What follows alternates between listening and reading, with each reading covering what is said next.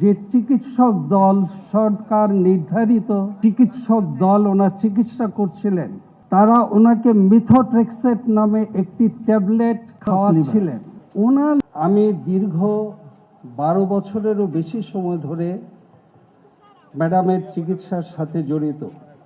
2021 সালের 27শে এপ্রিল যখন ম্যাডাম আমাদের তত্ত্বাবধানে এভার কেয়ার হাসপাতালে কোভিড সংক্রান্ত জটিলতা নিয়ে ভর্তি হয়েছিলেন,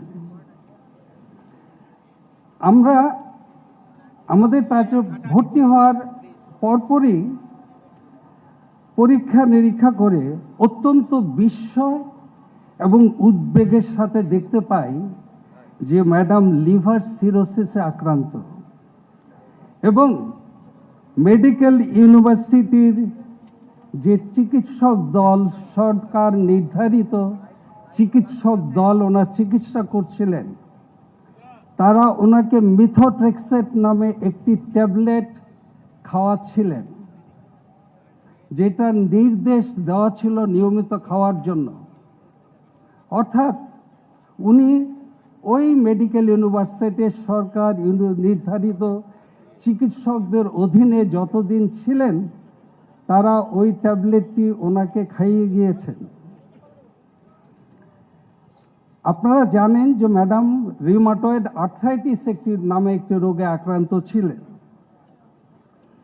এবং রিউমাটয়েড আর্থ্রাইটিসে যারা আক্রান্ত থাকেন তাদেরকে মিথোট্রেক্সেট এই ট্যাবলেটটা দিতে হয়।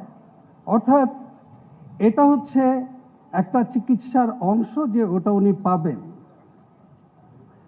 কিন্তু সবচেয়ে গুরুত্বপূর্ণ হচ্ছে যারাই সেই ওষুধটি খাবেন তাদের নিয়মিত লিভার ফাংশন টেস্ট করে দেখতে হবে যে ওই ওষুধটা লিভারের কোনো ক্ষতি করছে কিনা। যেমন ব্যথার ওষুধ খেলে রিউমাটয়েড আর্থ্রাইটিসে নিয়মিত কিডনি ফাংশন পরীক্ষা করে দেখতে হয় যে ব্যথার ওষুধটা কিডনির ক্ষতি করছে কিনা। এবং ওনার এই দীর্ঘ সময়ে যতদিন উনি ইউনিভার্সিটি হসপিটালে সরকার নির্ধারিত চিকিৎসকদের অধীনে চিকিৎসাধীন ছিলেন, আপনারা শুনে অবাক হবেন যে ওনার লিভার ফাংশন টেস্ট আমাদের কাছে তথ্য আছে, কনসিস্টেন্টলি খারাপ দেখাচ্ছিল। It was showing that her liver is being damaged. কিন্তু একটা আলট্রাসোনোগ্রাফি পর্যন্ত ম্যাডামের করা হয় নাই। Would you believe it? A patient like Madam Khaleda Zia, she was admitted in a hospital, university hospital, where she was under care of so-called specialist doctors, যাদের আন্ডারে ছিল। ওনার একটা আলট্রাসোনোগ্রাফি পর্যন্ত করা হয়নি 1.5 বছরে। হ্যাঁ, ওনারা বলবেন যে ম্যাডাম ওনার আলট্রাসোনোগ্রাফি করতে ওখানে রাজি হচ্ছিলেন না। আপনাদের সবার তথ্যের জন্য বলতে চাই, আমাদের আন্ডারও ম্যাডাম যখন ভর্তি ছিলেন তখন আমরাও রিপিটেডলি অনেক ইনভেস্টিগেশন করাতে চেয়েছি, যেটা প্রথম ম্যাডাম রাজি ছিলেন না। কিন্তু আমরা কাউন্সিলিং করে এটার গুরুত্ব বুঝিয়ে তারপরে ম্যাডামকে আমরা সেই চিকিৎসা করার জন্য, সেই ইনভেস্টিগেশন করার জন্য রাজি হয়েছি। এমনকি ওই সময় লিভার ফাংশনটা খারাপ দেখার পরে উনি বারবার চেয়েছেন যে ওনার পছন্দের চিকিৎসককে মেডিকেল বোর্ডে অন্তর্ভুক্ত করা হোক। আমি জানি বিএনপির পক্ষ থেকে একজন আইনজীবী কোর্টে রিট করেছিলেন এবং কোর্ট জানতে চেয়েছিল যে ম্যাডাম কি চিকিৎসা ভুগছে। আপনারা সেই ডকুমেন্ট দেখলে দেখতে পাবেন অবাক বিস্ময়ে যে সেই ডকুমেন্টে বঙ্গবন্ধু মেডিকেল ইউনিভার্সিটি, তৎকালীন মেডিকেল ইউনিভার্সিটির যে চিকিৎসকরা কোর্টকে রিপোর্ট দিয়েছিল সেখানে লিভারের রোগের কোনো উল্লেখই ছিল না। অর্থাৎ they were not aware or they hidden the true fact যে ম্যাডাম লিভারের রোগী। অনেকেই প্রশ্ন করেন যে ম্যাডামকে কি স্লো পয়জনিং করা হয়েছিল। আমার as a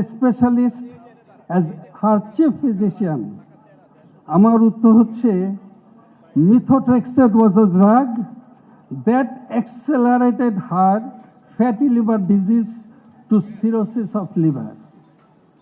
In that context, that drug acted like slow poison.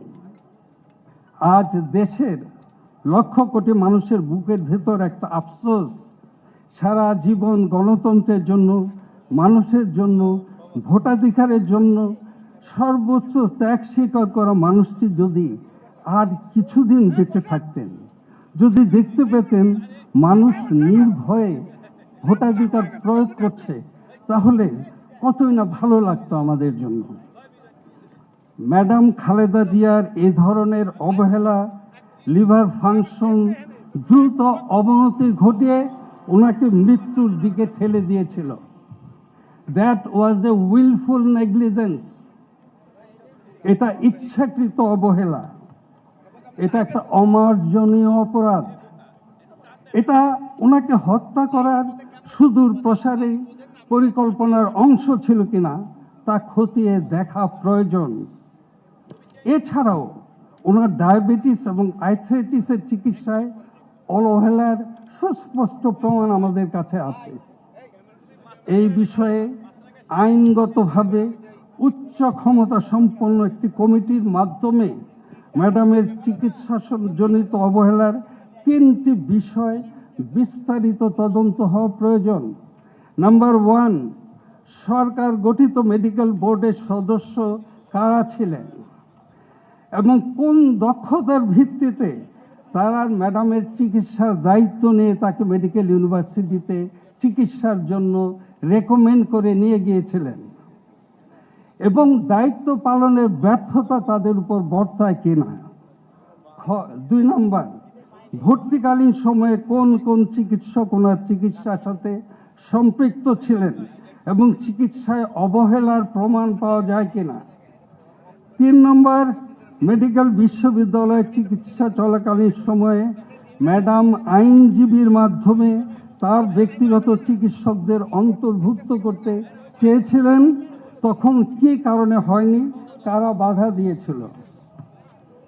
উল্লেখ করা দরকার, সুষ্ঠু তদন্তের স্বার্থে ম্যাডামের চিকিৎসা সংক্রান্ত বিএমইউর সমস্ত ডকুমেন্ট আইনগতভাবে জব্দ করা উচিত।